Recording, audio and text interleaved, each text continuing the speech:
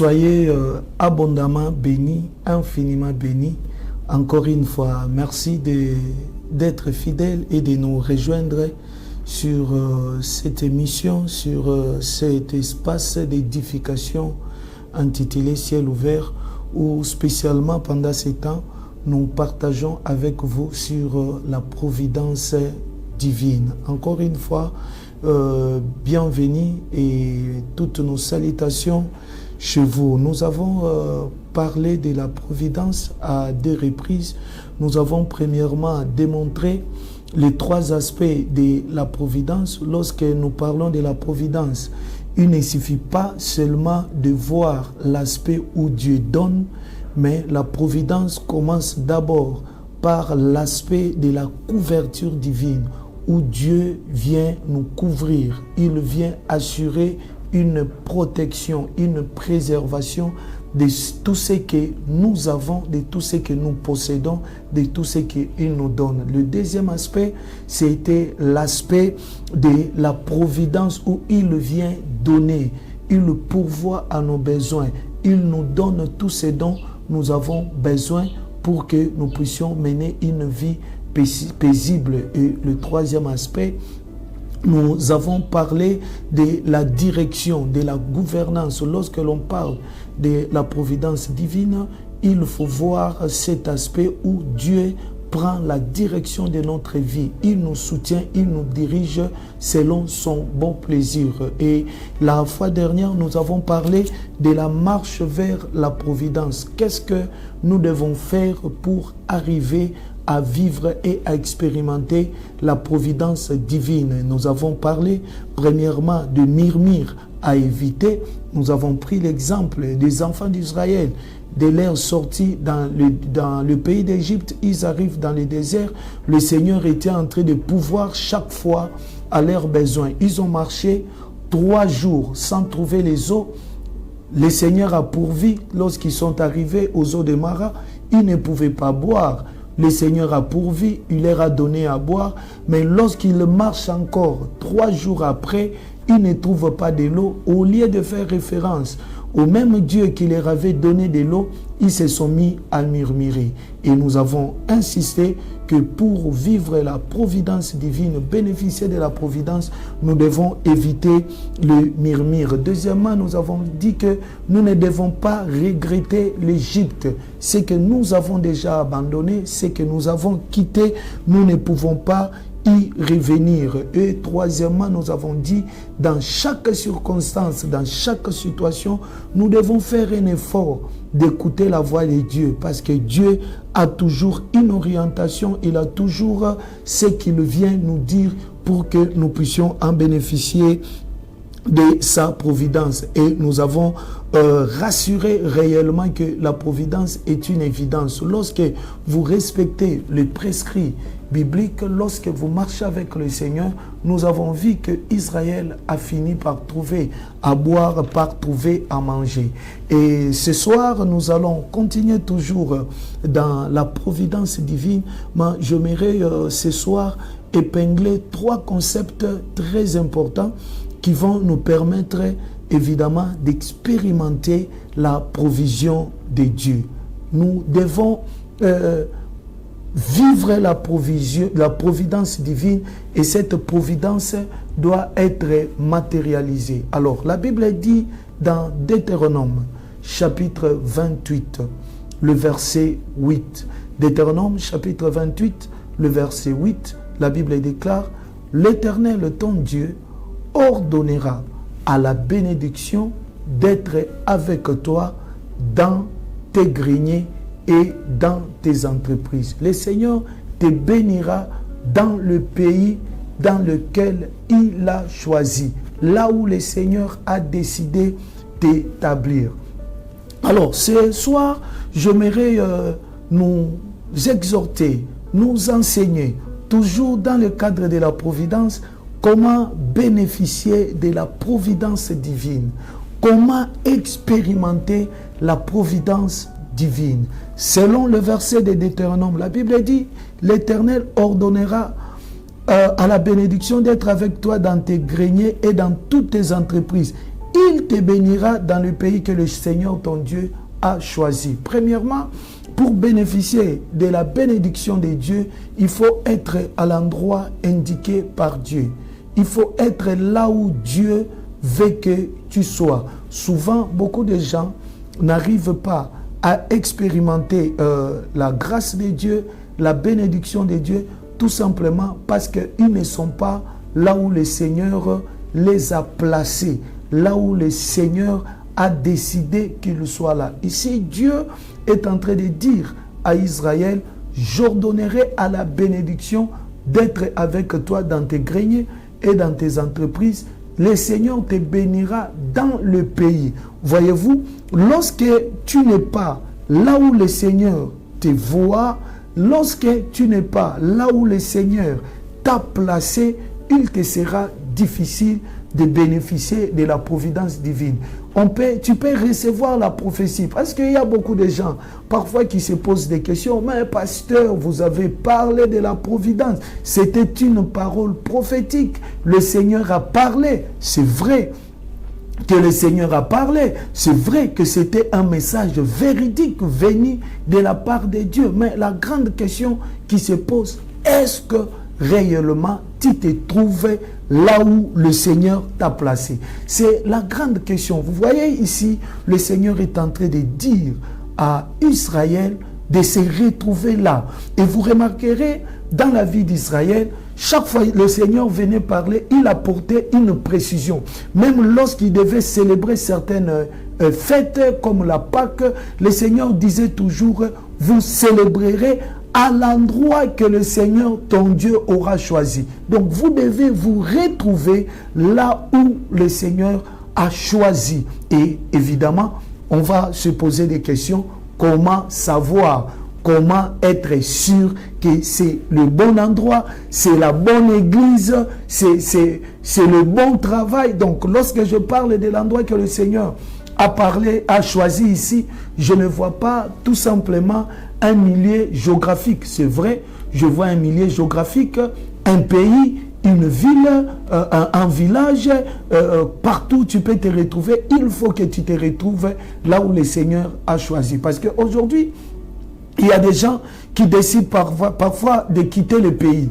Lorsqu'ils quittent le pays, il va à l'étranger, il se rend compte qu'il vivait mieux ici au pays que là où il est à l'étranger. Et il souffre et par orgueil, il refuse de rentrer, de retourner au pays parce que les gens savent qu'il était déjà à l'étranger, il était dans tel ou autre pays et il a honte de revenir. Ce n'est pas question d'avoir honte. Lorsque vous réalisez que vous ne vous retrouvez pas là où le Seigneur vous a placé, eh bien, ce qu'il faut faire, il faut prendre la décision de revenir en arrière, d'interroger la parole de Dieu, d'interroger ses serviteurs afin que vous soyez orientés. Je parle de l'endroit que le Seigneur a choisi. Ça peut être aussi une étude, ça peut être aussi un commerce, ça peut être n'importe quoi. Moi, j'ai toujours dit, j'ai toujours donné l'exemple de mon parcours. Dans ma conception, j'ai rêvé de devenir médecin. Et même quand j'étais aux humanités, mes amis m'appelaient déjà docteur et de surcroît, je me nommais docteur international. Et j'ai commencé aussi mes études au campus à l'université de Kinshasa en médecine. Mais ça n'a pas tenu, ça n'a pas abouti. J'ai eu le temps d'interroger le Seigneur et le Seigneur m'a orienté à aller faire les sciences financières et commerciales. Et c'est là où le Seigneur est en train de me bénir, c'est là où le Seigneur est en train de soutenir tout ce que je suis en train de faire aujourd'hui. Voyez-vous? Donc, lorsque vous vous retrouvez au mauvais endroit, vous n'allez pas bénéficier de la providence divine. Et voyez-vous, si je m'étais entêté à rester à faire la médecine parce que c'était ma passion, parce que c'était ce que je voulais, je ne sais pas si aujourd'hui j'allais me retrouver ou j'allais avoir les entreprises que j'ai aujourd'hui, le travail que j'ai aujourd'hui. Je ne crois pas, mais parce que nous avons écouté Dieu afin de se retrouver au bon endroit et au bon moment et nous bénéficions de la part du Seigneur. Ça, c'est la première des choses. Nous devons faire attention dans notre marche avec le Seigneur. il y a sa bénédiction, il y a sa providence, mais tu dois te retrouver là où le Seigneur te voit. Même s'il y a une prophétie sur toi que tu seras béni, lorsque le Seigneur ne te voit pas sur les chemins, dans l'endroit, dans les études, dans le commerce, où il veut que tu fasses, eh bien, tu ne seras pas béni. Tu vas souffrir, tu vas dire, je n'ai pas commis de péché, je n'ai pas fait quoi que ce soit, mais pourquoi de telles situations m'arrivent? Tout simplement, tu n'es pas au bon endroit. Deuxièmement, la Bible dit, le Seigneur ordonnera à la bénédiction d'être avec toi dans tes greniers et dans tes entreprises. Au courant de mes enseignements, ceux qui me suivent, que ce soit à l'église ou dans plusieurs des émissions, j'insiste souvent sur cet aspect. La bénédiction, nous devons la permettre de se poser quelque part. La bénédiction de Dieu ne plane pas dans les vides. La bénédiction de Dieu doit être déposée quelque part. Et ici, la Bible nous démontre que la bénédiction de Dieu se pose dans les entreprises et dans les greniers. Voilà, je vais encore m'attarder quelque peu à expliquer les greniers et développer une petite notion de l'entreprise. Mais retenez d'abord, c'est quoi la bénédiction? C'est quoi la bénédiction? Parce que nous cherchons la bénédiction. Nous avons besoin de la providence divine. Nous voulons que Dieu fasse de grandes choses. Mais ce que nous devons retenir, la bénédiction, ce n'est pas d'abord le matériel.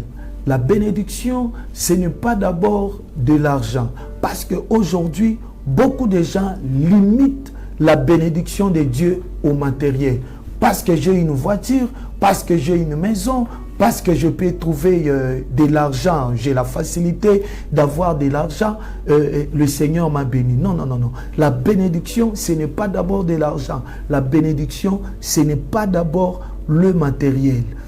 La bénédiction, c'est un don de Dieu qui permet à ton œuvre de réussir.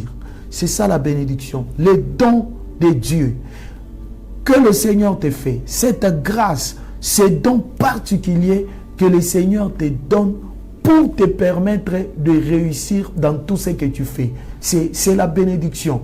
Vous verrez l'exemple de Joseph. Joseph n'avait rien, mais il avait en lui la bénédiction. C'est pourquoi il pouvait réussir dans tout ce qu'il pouvait faire.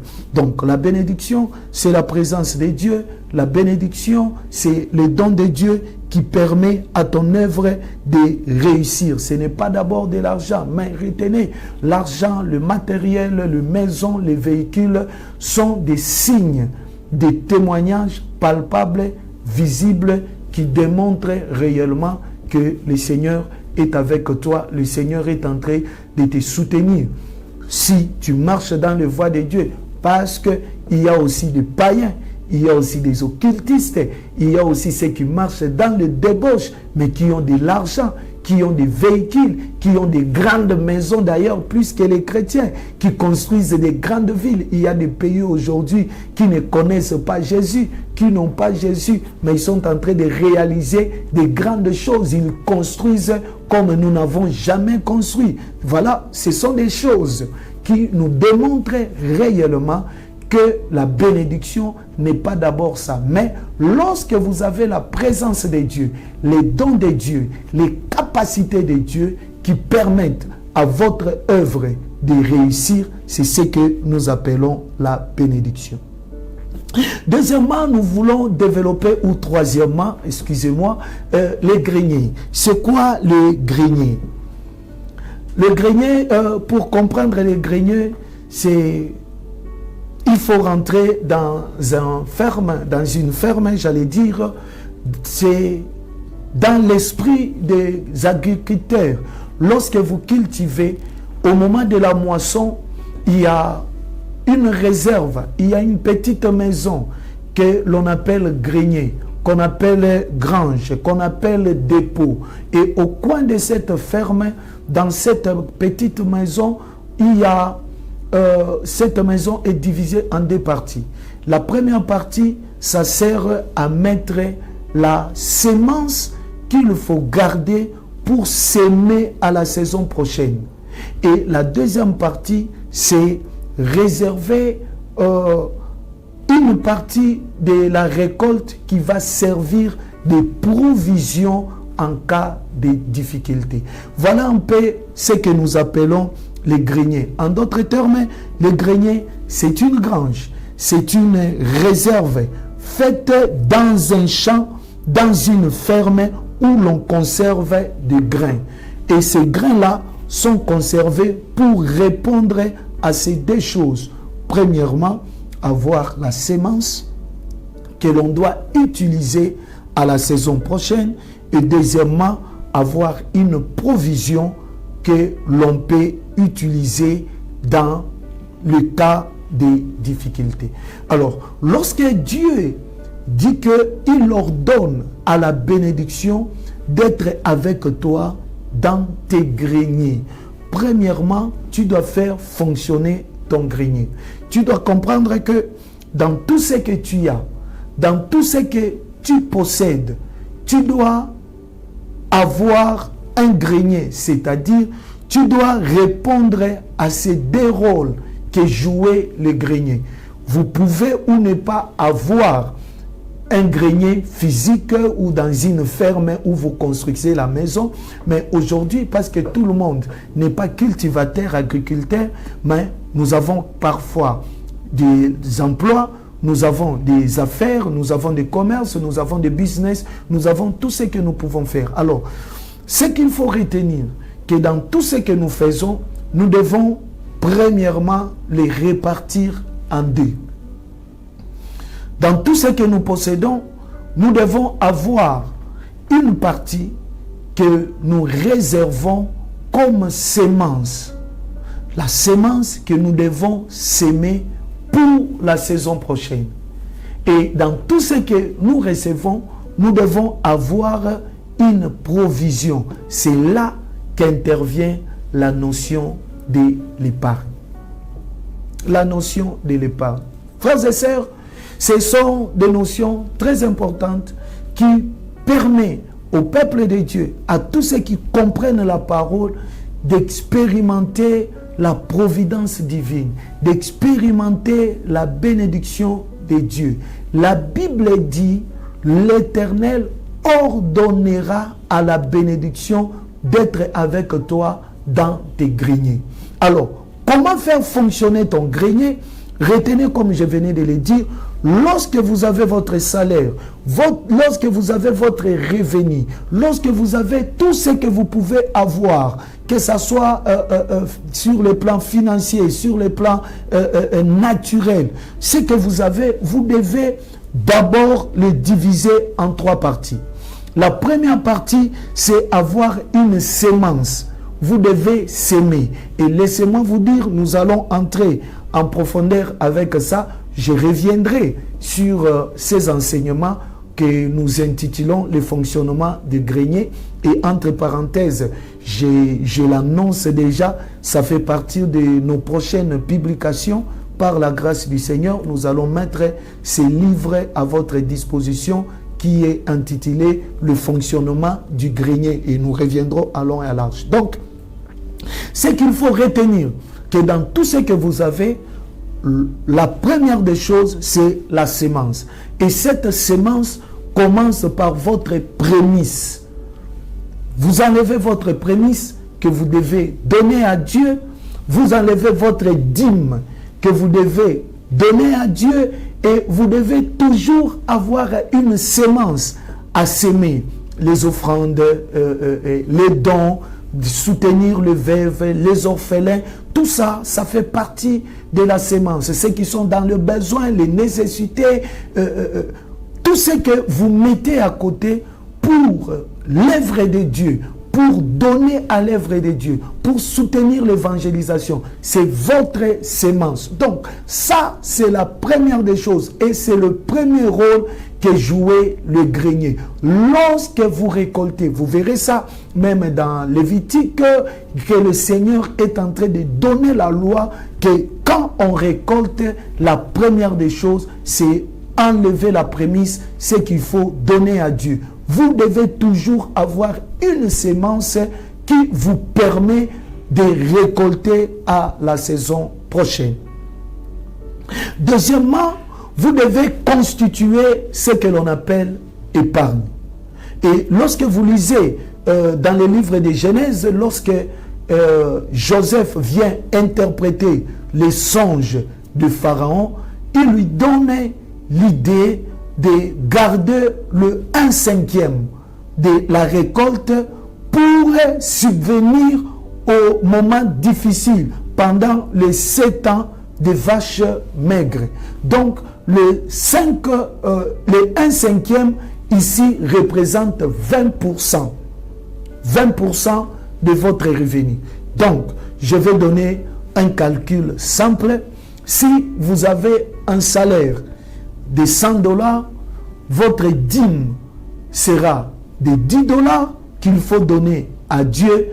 Votre épargne sera de 20 $. Et vous devez vivre avec le 70 $. Ça, c'est la notion du grenier. C'est le fonctionnement du grenier. C'est ce que le Seigneur veut afin de bénir son peuple. C'était ça, la première des choses que le Seigneur dit aux enfants d'Israël: j'ordonnerai à la bénédiction d'être avec toi dans tes greniers et dans tes entreprises. Parce que les greniers conservaient déjà les 30% du revenu du peuple. Des 10% qu'on devait donner à Dieu, qui constitue une sémence, et les 1/5, c'est-à-dire le 20% que tu épargnes pour toi-même, pour tes besoins. Et la Bible dit, c'est là que Dieu envoie la bénédiction. Donc vous comprenez que lorsque vous semez dans l'œuvre de Dieu, vous avez la bénédiction. Lorsque vous épargnez, vous avez la bénédiction. Et c'est cette épargne-là qui va te permettre maintenant d'arriver à créer les entreprises. Ça va t'aider à investir. Vous allez investir. On investit avec l'argent que l'on a épargné. Parce que Dieu dit, la bénédiction se repose dans le grenier et dans les entreprises. C'est-à-dire, à part ton grenier, tu dois posséder une entreprise. Chacun de nous est appelé à avoir une entreprise. Parce que la Bible dit, le Seigneur ordonnera à la bénédiction d'être avec toi dans tes greniers et dans tes entreprises. Frères et sœurs, vous devez toujours avoir quelque chose à s'aimer. Et vous devez toujours avoir quelque chose à épargner. Celui qui n'épargne pas se retrouvera malheureux. Je crois, dans mes enseignements passés, je vous ai donné le modèle de la fourmi comme modèle d'entrepreneuriat. Ici sur cette chaîne, j'ai enseigné ça. Nous avons reçu beaucoup d'appels, les gens qui ont aimé. Mais laissez-moi vous dire encore une fois, nous sommes en train de préparer un manuel, de préparer un livre qui sera mis à votre disposition afin que vous puissiez le lire. Ici à la télévision, compte tenu du temps, nous sommes obligés de vous donner l'essentiel de ce que nous disons. Mais après cette série de la Providence, je crois que les jours qui vont suivre, je reviendrai en détail avec le fonctionnement du grenier qui sera l'objet de notre livre qui va, par la grâce de Dieu, nous le croyons, d'ici la fin de cette année, nous allons mettre ça à la disposition du peuple de Dieu afin qu'il puisse expérimenter la main de Dieu. Voilà là où le Seigneur t'attend cette année pour avoir de la provision nécessaire. Fais fonctionner ton grenier. Donc tu dois avoir un grenier. Mais dans ton esprit, ton grenier peut être ta poche. Ton grenier peut être ton compte en banque. Ton grenier peut être ta valise là à la maison. Dans tout ce que tu gagnes, il doit y avoir la part de Dieu. Premièrement, enlève la sémence où tu apportes devant les sacrificateurs. Dans ton église locale, amène ça autour de toi. Sème chez les orphelins, les veuves, les nécessités. Et deuxièmement, vous devez constituer l'épargne. Vous devez épargner. Décidez d'épargner. Quel que soit le montant que vous gagnez, vous devez décider d'épargner. Alors, lorsque vous constituez votre épargne, vous devez permettre à Dieu de continuer à déposer sa bénédiction sur vous, c'est-à-dire, nous allons voir maintenant la notion de l'entreprise, de l'entrepreneuriat. Donc là, je ne vais pas trop m'attarder, je vais aller par des exemples parce que ce sont des notions que j'ai déjà enseignées ici. L'entreprise, c'est tout simplement ce que l'on décide d'entreprendre.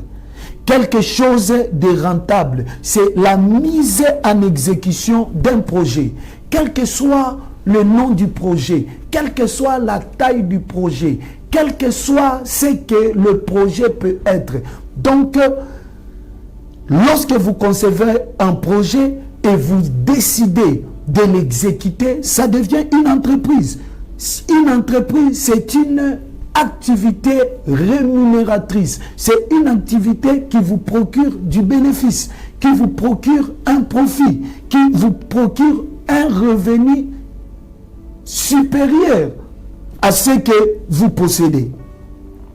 Alors, ce sont des notions très importantes que nous devons comprendre et nous devons retenir, que Dieu veut que nous ayons une entreprise, une activité. Même si vous êtes employé quelque part, n'hésitez pas. Je suivais, j'allais dire, le président burkinabé qui encourageait les jeunes militaires, qui encourageait la population pour leur dire on ne devient pas riche par le salaire, on devient riche par l'entrepreneuriat, par les investissements. C'est vrai, aujourd'hui, lorsque nous parlons de ces choses, il y a toujours des enfants, il y a toujours des gens qui réagissent pour dire avec ça dépend du salaire. Ils donnent les exemples des joueurs européens qui touchent les millions. Mais laissez-moi vous dire, suivez la vie de ces joueurs-là, malgré les millions qu'ils gagnent, ils investissent toujours. Ils ont des entreprises, ils ont des activités en dehors des millions qu'ils gagnent dans leur football. Donc c'est pour nous dire, la notion de la richesse, Dieu n'a jamais été contre la richesse. Dieu n'est pas contre la richesse. Le problème, c'est notre relation avec la richesse en question. Le problème, c'est notre relation, c'est notre manière de nous comporter, d'agir avec l'argent. Quand nous avons l'argent, comment nous nous comportons? C'est ça que Dieu a problème.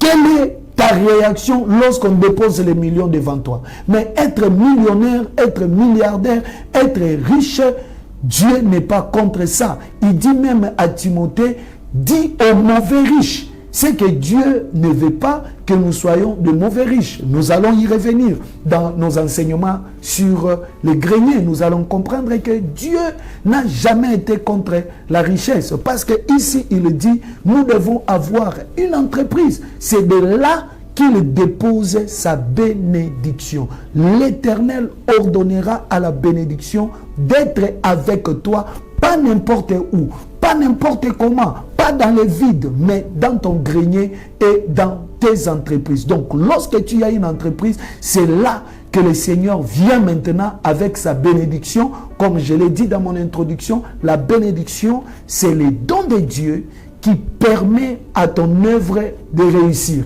Et Dieu vient maintenant avec ses dons. Il les dépose dans cette entreprise. Il les dépose dans ce commerce que tu fais. Papa, maman, vends tout ce que tu peux vendre. Entreprends. Même les braises, même tout ce que, même la farine de manioc, la farine de maïs, vends tout ce que tu peux vendre. Parce que là, le Seigneur va ordonner à la bénédiction d'être avec toi. Là, le Seigneur enverra sa bénédiction pour te soutenir. Et j'aime parler de cet exemple d'Isaac. Comment Isaac a expérimenté la providence divine. Comment Isaac a expérimenté la bénédiction de Dieu. Isaac a permis à Dieu de concrétiser sa parole dans sa vie. Lorsque vous lisez Genèse chapitre 26, le verset 1 jusqu'à 5. Il y eut famine dans le pays, outre la première famine qui y est du temps d'Abraham. Et Isaac alla vers Abimelech, roi des Philistins, à Guérara. L'Éternel lui apparut et dit, ne descends pas en Égypte, demeure dans le pays que je te dirai. Séjourne dans ce pays-ci, je serai avec toi et je te bénirai, car je donnerai toutes ces contrées à toi et à ta postérité, et je tiendrai le serment que je fais à Abraham ton père. Je multiplierai ta postérité comme les étoiles du ciel. Je donnerai à ta postérité toutes ces contrées et toutes les nations de la terre seront bénies en ta postérité. Parce que Abraham a obéi à ma voix et qu'il a observé mes ordres, mes commandements, mes statuts et mes lois. Voyez-vous, ici Dieu vient se révéler à Isaac. Isaac qui fuit la famine comme du temps de son père Abraham. Il se retrouve à Guérara. Dans son esprit, dans ses calculs, l'objectif, ce n'était pas de demeurer là. L'objectif, c'était aller en Égypte parce que c'était l'endroit indiqué où il fallait se mettre à l'abri de la famine. Mais Dieu lui apparut. Il lui dit, ne descends pas en Égypte. Reste dans le pays que je t'indiquerai. Ça, je reviens dans ce que j'ai dit. La bénédiction de Dieu te localise à l'endroit où Dieu te voit, où Dieu te place. Si Isaac était allé en Égypte, il n'allait pas expérimenter la providence dont nous sommes en train de parler. D'où il devait rester là. Là où il trouvait il pensait que les choses ne vont pas aller, les choses ne marcheront pas, il y a famine. L'objectif ici, c'est arriver à l'Europe. Comme on décide aujourd'hui, arriver en Europe. L'objectif aujourd'hui, c'est arriver aux États-Unis, arriver au Canada, jouer au Level Lottery. Ce n'est pas mauvais. Si c'est l'endroit que le Seigneur a indiqué pour toi, vas-y, tu réussiras. Mais demande quelle est la volonté de Dieu. Est-ce que réellement Dieu t'envoie là-bas? Et Isaac a compris, il a écouté Dieu, il est resté. Mais lorsque vous regardez cette histoire, vous lisez la Bible, Dieu n'a fini que par parler. Il a parlé, il a dit à Isaac, reste là, je te bénirai, je tiendrai serment que je fais à Abraham, je ferai de toi une grande nation, toutes les nations de la terre seront. Il répète les mêmes paroles qu'il a dites à Abraham. Mais Isaac est resté là, sans rien faire. Mais lorsque vous lisez le verset 12 à 17, Isaac se met au travail. Isaac se met à entreprendre. Ce n'est pas Dieu qui a dit à Isaac de s'aimer. Lisons le verset 12 à 17. La Bible dit, Isaac s'aima dans ce pays et il recueillit cette année-là le centuple, car l'Éternel le bénit. Il a semé, il a récolté, car le Seigneur le bénit. Pourquoi le Seigneur lui a béni? Parce qu'il est écrit, l'Éternel ordonnera à la bénédiction d'être avec toi dans tes entreprises. Tant qu'Isaac n'avait pas sémé, il ne pouvait pas récolter au centuple. Bien qu'il avait la prophétie, il avait l'ainsi dit l'Éternel. Dieu lui a dit, je te bénirai, je rendrai ton nom grand. Il devait entreprendre. Bien aimé, la providence de Dieu, nous devons entreprendre. La Bible dit, cet homme devint riche et il alla s'enrichissant de plus en plus jusqu'à ce qu'il devint fort riche. Il avait des troupeaux de menu bétail et des troupeaux de gros bétail et un grand nombre de serviteurs. Aussi les Philistins lui portèrent envie. Tous les puits qu'avaient creusé les serviteurs de son père, du temps d'Abraham son père, les Philistins les comblèrent et les remplirent de poussière. Et Abimelech dit à Isaac, va-t'en de chez nous, car tu es beaucoup plus puissant que nous. Isaac partit de là et campa dans la vallée de Guérara où il s'établit. Donc, voyez-vous ici, Isaac a écouté Dieu, mais lisez la parole, vous ne verrez pas là où Dieu a dit à Isaac de s'aimer. Frères et sœurs, j'ai toujours insisté, je prêche trop sur ces choses parce que c'est parmi les orientations que le Seigneur nous a données. Nous prêchons la sanctification, la prière et le travail. Parce que c'est là que Dieu dépose sa bénédiction. Mais Isaac a compris comment tirer la bénédiction de Dieu. Comment faire que les paroles que Dieu a prononcées puissent se matérialiser dans ma vie. Et il prend la décision de s'aimer. La Bible dit, il récolta cette année-là au centuple parce que le Seigneur le bénit. Il devient riche et fort riche. Il s'en alla s'enrichissant. Donc, la richesse n'était pas quelque chose d'occasionnel. Il commençait à vivre dans la richesse jusqu'à ce que les Philistins lui portèrent envie. Ou, à un moment donné, Abimelech vient pour les renvoyer de ces pays pour dire non, va-t'en, parce que tu es très puissant que nous.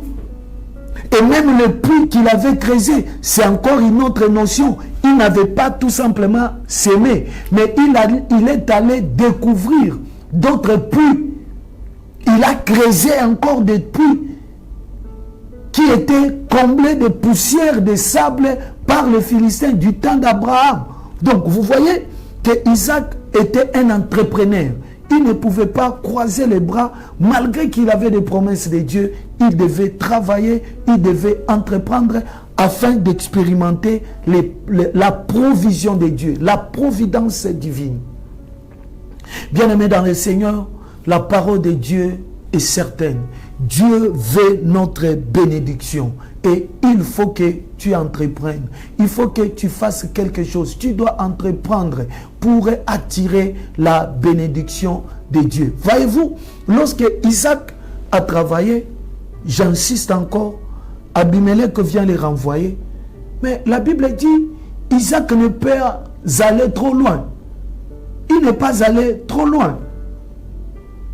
Il sort là, il campe toujours dans la vallée. Pourquoi? Parce que Dieu lui avait dit, reste là. Bien que les gens de ces pays-là sont contre moi, ils viennent pour m'embriller, pour mes puits, remplir ça de poussière, mais je n'irai pas bien loin. Je vais rester toujours là. Il quitte Guérara, mais il va toujours dans la vallée de Guérara. Il reste là. Pourquoi? Parce qu'il avait écouté ce que Dieu a dit. Bien-aimé dans le Seigneur, si Dieu t'a dit reste à Kinshasa, tu peux commencer quelque chose à Bandalungwa, ça ne marche pas, tu peux quitter Bandalungwa, tu vas à Bumbu, tu vas à Selembao, tu vas à Kitambo. Le problème pour toi, ce n'est pas Bumbu, ce n'est pas Kitambo, mais c'est Kinshasa. Il y a là où le Seigneur t'a dit de rester, c'est de rester à Kinshasa, faire ce que Dieu t'a dit. Si Dieu t'a dit reste en République démocratique du Congo, il faut écouter Dieu. République démocratique du Congo, ce n'est pas toujours Kinshasa, c'est partout où le Seigneur peut t'envoyer. Frères et sœurs, bien-aimés dans le Seigneur, j'ai toujours dit et je donne souvent ces témoignages. Lorsque le Seigneur nous a appelés à implanter les églises, le Seigneur nous a dit qu'on ne devait pas rester dans les 4 murs de notre église locale. Nous avons décidé de commencer les implantations. Pour moi, je pensais commencer l'implantation ici à Kinshasa. Le Seigneur me dit non, à Kikwit. Et je suis allé, la première extension de notre église ciel ouvert se trouve à Kikwit. C'est là que j'ai quitté Kinshasa pour aller évangéliser et implanter une église à Kikwit.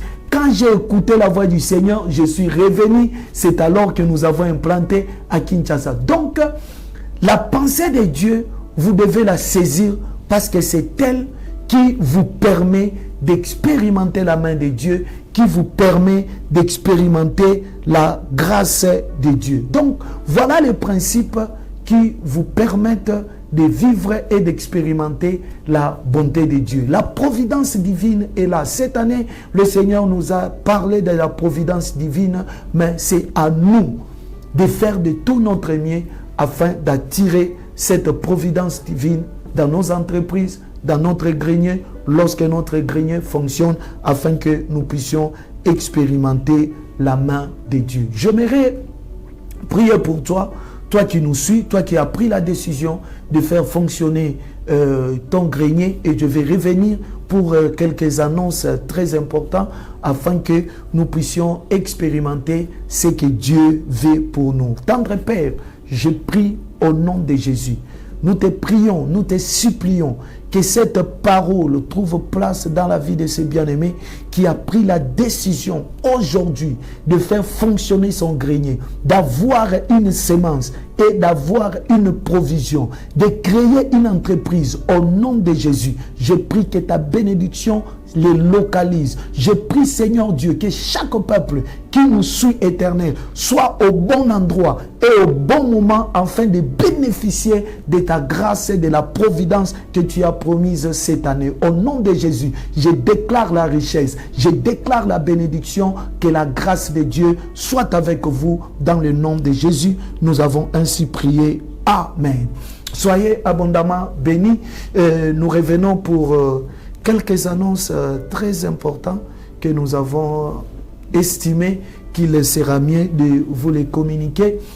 Premièrement, rejoignez-nous à l'église Ciel Ouvert. Comme vous pouvez voir notre annonce, nous sommes situés sur l'avenue Chite de Lofoy, numéro 20, dans la commune de Kitambo, derrière la maternité de Kitambo. Les dimanches, nous avons des services. Le premier service, il est francophone, de 7h à 9h30. Et le deuxième service est bilingue, de 10h à 12h30. Vous pouvez nous rejoindre le mardi et le jeudi. Nous avons nos cultes d'intercession et d'enseignement chaque mardi de 17h à 19h30 et le jeudi de 17h à 19h30. Vous voulez personnellement nous rencontrer pour un besoin quelconque, pour une orientation, nous sommes là chaque mardi et jeudi de 14h à 17h évidemment, avant le culte, pour prier pour vous orienter. L'autre annonce plus importante, nous vous demandons de vous abonner sur nos réseaux sociaux que vous pouvez constater, intitulé Révérend Timothée Kalonzo.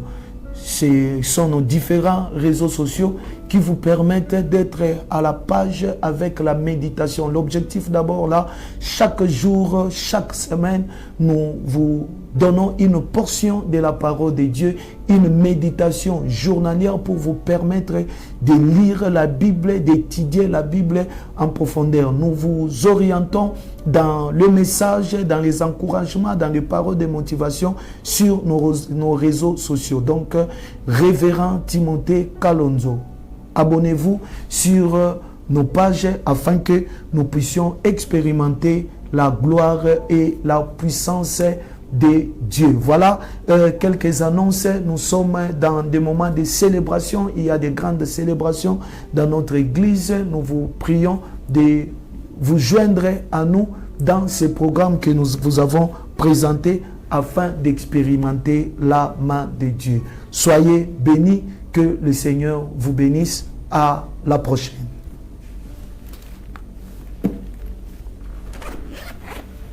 L'Assemblée des messagers de Jésus-Christ, Église Ciel Ouvert, vous invite à prendre part à ces programmes des cultes qu'elle organise tous les mardis de 17h juste à 19h30 pour un culte d'enseignement avec comme thème Mardi Gouya.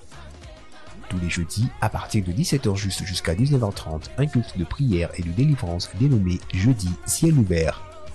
Tous les dimanches à partir de 7h juste jusqu'à 9h30 pour le premier culte et de 10h juste à 12h30 pour le deuxième culte. Venez voir et expérimenter la puissance de Dieu à travers son serviteur, le pasteur Timothée Kalonzo. Vous aimeriez une prière, une sagesse, une orientation divine de la part de l'homme de Dieu? Venez chaque mardi et jeudi à partir de 14h30 à 16h30. L'église Ciel Ouvert se situe dans la commune de Kitambo, avenue Chute de Lofoy numéro 20, dans le quartier Itimiri. Référence arrêt Chenik Bangala, à quelques mètres de la maternité de Kitambo.